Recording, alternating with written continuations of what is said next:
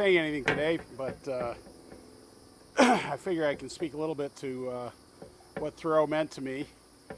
I grew up in Massachusetts, and I don't think anyone who grew up in Massachusetts could get through 7th or 8th grade without at some point being forced to read Thoreau. And like most students, I did that involuntarily, but once I got to reading it, I realized that they had done something dangerous.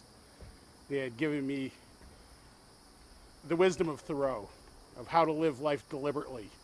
And of course, they have his famous quote, "I went to the woods to live deliberately and see what it could teach me, and to suck the marrow of life."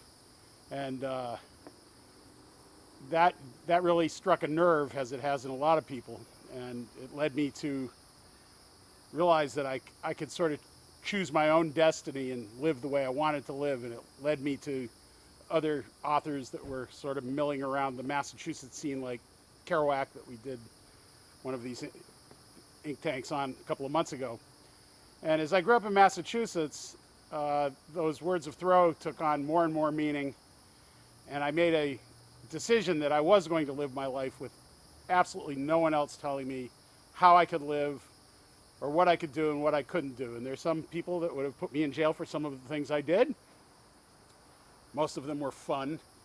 And all I can say is that without Thoreau as a starting point, my life may have been very different. As it is, I've lived as a musician, I've traveled around the world.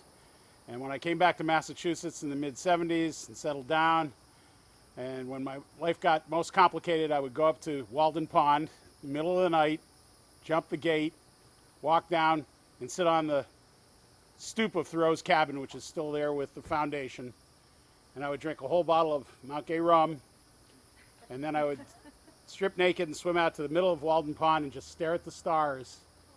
And it never failed to absolutely renew me and refresh me. And I would do that. I've probably done that a dozen times or so, and each time was very special. And one of the last times I did it, I was in the middle of the lake, and in my moment of Zen bliss, all of a sudden I realized that there's a train track that runs by Walden Pond, and at 5 o'clock in the morning, a train came barreling through at about 80 miles an hour, scared the absolute bejesus out of me. So anyhow, that's about all I have to say about Thoreau, is that he was a big inspiration at the beginning of my life, and all of the words that he wrote about government and the way we should look at government need to be passed on to generation after generation. It's very important. So thank you. That's all I have to say.